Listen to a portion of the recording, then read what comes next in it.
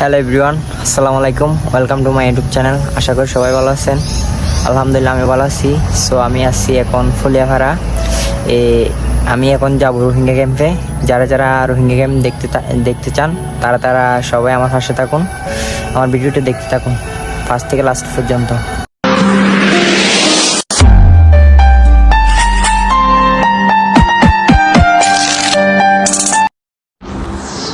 Guys, আমি এখন যাচ্ছি রোহিঙ্গা ক্যাম্পের উদ্দেশ্যে। সো যারা যারা রোহিঙ্গা ক্যাম্প দেখতে চান তারা পুরো ভিডিওটা ফার্স্ট টু লাস্ট পর্যন্ত দেখবেন, তাহলে আশা করি বুঝতে পারবেন। গাইস, আসলে আমি এখনও পর্যন্ত ক্যামেরা কিনি নাই, আমি মোবাইল দিয়ে ভিডিও করি। সো আমি এক হাতে বাইক চালাই আর এক হাতে ভিডিও করি। সো সামনে দেখুন কিভাবে গাড়ি আসতেছে, এখান থেকে অনেক রিস্ক নিয়ে ভিডিও করতে হয় শুধু আপনাদের জন্য, বিনোদন দেওয়ার জন্য। যদি আমাকে আরও সাপোর্ট করতেন, আরও ভালোবাসতেন, অনেক খুশি হতাম। সো পুরো ভিডিওটা দেখতে থাকুন। আমি এখন যাচ্ছি রোহিঙ্গা ক্যাম্পে, তো আশা করি আপনারা সবাই বুঝতে পারছেন। আমি এখন যাচ্ছি গ্রাম সাইড দিয়ে। সো গ্রাম সাইডে যে এত গাড়ি আমি কখনো ভাবতে পারি নাই। সো অনেক কষ্ট করে বাইক চালাতে হচ্ছে শুধু আপনাদের জন্য। তো দেখতে থাকুন পুরো ভিডিওটা, আর কিছু দেখুন গ্রামের সিনেমাটিক ভিউ।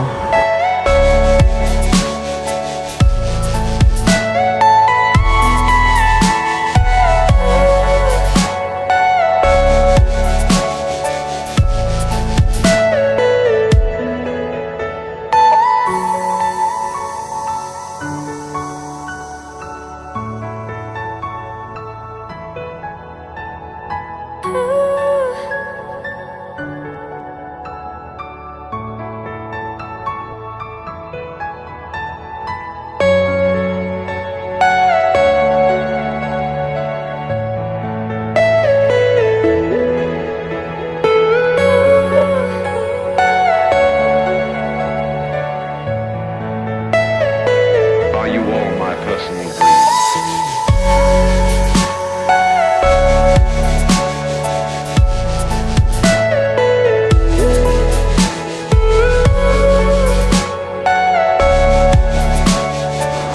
গাইস, অনেক দূর চলে এলাম। এখন আসছি ফিজি রাস্তা থেকে ইটের রাস্তার মধ্যে। রাস্তার অবস্থা যে অত খারাপ, আমার হাত যে এভাবে ব্যথা করতেছে, রাস্তার অবস্থা বেশি খারাপ। দেখে মনে হয় না বাংলাদেশে এরকম কোনো রাস্তা আছে। গাড়ি চলতে চলতে রাস্তার অবস্থা এমন হয়ে গেছে। তো আপনারা দেখুন রাস্তার অবস্থা কেমন হচ্ছে। সামনে আরও খারাপ, এখানে তো মোটামুটি ভালো দেখা যাচ্ছে, সামনের অবস্থা আরও বেশি খারাপ। আমি এক হাতে বাইক চালাবো নাকি মোবাইল ধরবো আমি ভাবতে পারতেছি না, কখন যে বাইক থেকে পড়ে যায় আমি নিজেও জানি না। দেখুন রাস্তার অবস্থা কী হয়েছে। আপনারা শুধু আপনাদের বিনোদন দেওয়ার জন্য আমি এভাবে বাইক চালাইতেছি। সো গাইস, আমি এখন চলে এলাম বিদেশ থেকে যেগুলা ত্রাণ আনা হয় রোহিঙ্গাদের জন্য, এখানে সেগুলো রাখা হয়। আপনারা দেখুন, এটা হচ্ছে এটার গুদাম। পুরো ভিডিওটা দেখুন, এই যে ফার্স্ট থেকে লাস্ট পর্যন্ত।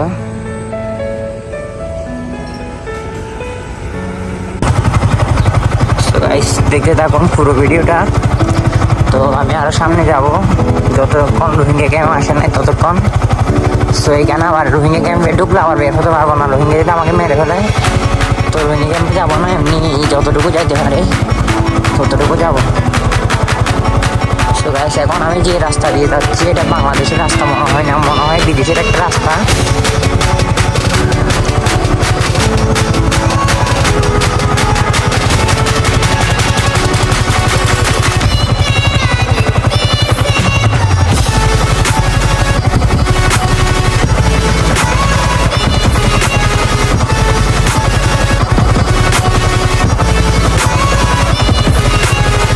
দেখেন গাইস রাস্তার অবস্থা কি খারাপ।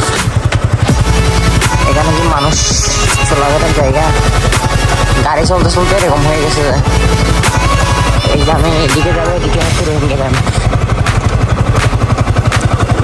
দুদিক থেকে যাওয়া যায়, এদিক থেকে যাওয়া যায়, এদিক থেকে যাওয়া। আমি এখন যাবো এদিক থেকে।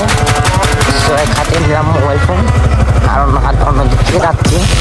অনেক নিচু একটা পাহাড়, আবার জানে কি হয়। তাহলে এটা এক হাতে নামাবো।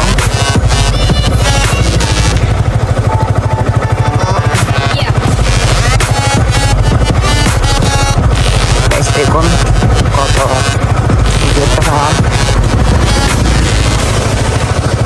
খুব ভয় করতেছে যদি পরে যায়।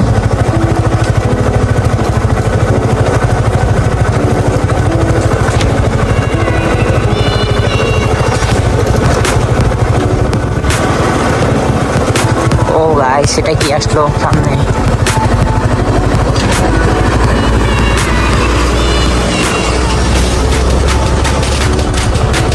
আমি তো পুরাই ভয় খাইছিলাম।